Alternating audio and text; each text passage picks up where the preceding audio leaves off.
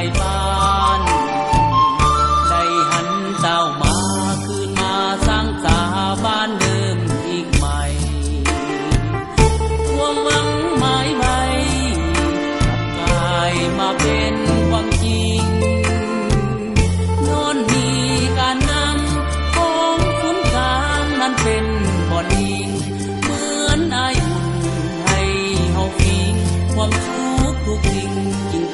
มีมา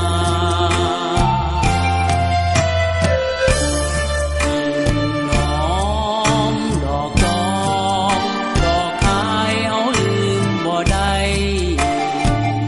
ทั้งน้องป้าในของห่มไผ่แคบหน้าบ้านเฮาถึงว่าเดี๋ยวนี้จะหายหนีย้อนระเบิดไฟเผา